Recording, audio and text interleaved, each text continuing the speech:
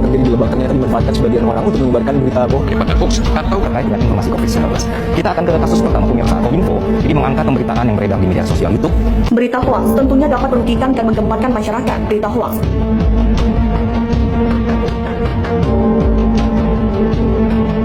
seperti televisi dan radio masih menjadi pilihan masyarakat untuk mengonfirmasi berita-berita.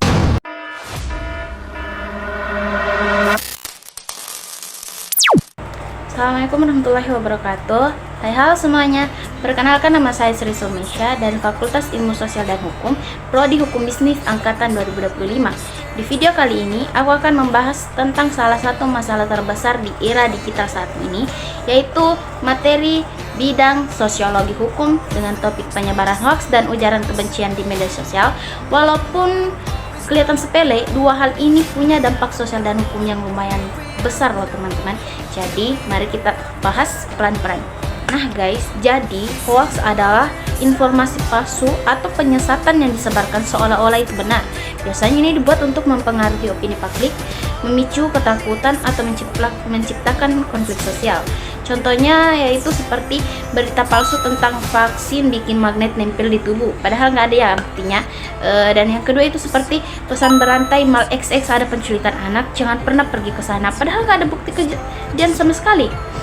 Yang ketiga itu seperti info palsu soal tokoh publik, misalnya pejabat A korupsi 50 miliar tanpa bukti. Hoax itu gampang banget viral karena orang lebih cepat share daripada cek fakta. Dari sisi sosiologi hukum, hoax ini bisa mengganggu keteraturan sosial karena bikin panik massal, merusak reputasi orang dan memecahkan kelompok masyarakat. Sedangkan ujaran kebencian adalah tindakan menyebarkan kebencian terhadap individu ataupun kelompok berdasarkan suku, agama, ras, dan antar golongan, orientasi politik, fisik, dan hal-hal sensitif lainnya. Contohnya seperti body shaming parah pada komentar TikTok dan juga ujaran keagamaan di komentar TikTok yang paling berbahaya dan yang paling biasa disebarkan sama teman-teman di TikTok.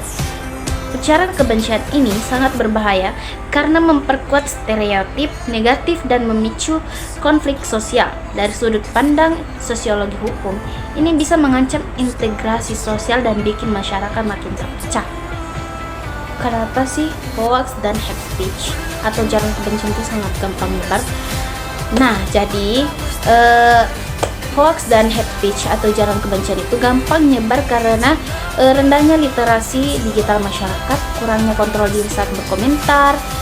Ini juga bisa terjadi karena anonimitas medsos bikin orang berani ngomong kasar, algoritma cenderung memunculkan konten yang memicu emosi atau yang bikin cepat viral gitu. Dan juga ini juga bisa terjadi karena pengaruh kelompok manusia cenderung ikut dengan mayoritas. Dalam perspektif sosiologi hukum, kemunculan perilaku ini menunjukkan bahwa interaksi sosial di dunia digital sangat rentan tanpa regulasi yang kuat. Hukum hadir bukan hanya untuk mengatur kontrol sosial secara nyata, tetapi juga menertibkan perilaku warga digital. Selanjutnya yaitu tentang apa hubungan masalah ini dengan hukum. Seperti yang kita ketahui, hukum hadir sebagai kontrol sosial formal untuk mencegah perilaku merusak di masyarakat. Contoh aturan hukum juga sudah ditulis dalam undang-undang, yaitu seperti Undang-Undang ITE pasal 28 ayat 2 melarang ujaran kebencian.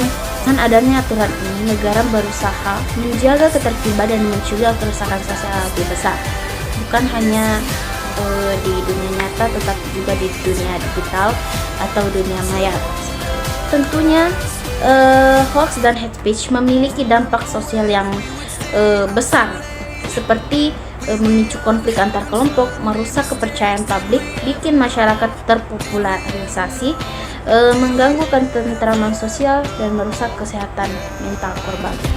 Jadi teman-teman, alangkah baiknya kita belajar dari sini.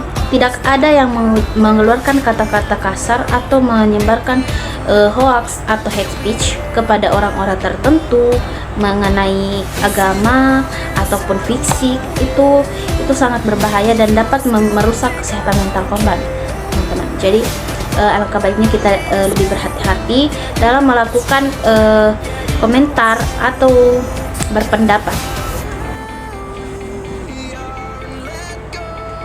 Nah, jadi itu dia materi lengkap tentang hoaks dan ujaran kebencian dalam perspektif sosiologi hukum. Intinya, di dunia digital itu bebas, tetapi tetap ada batasan.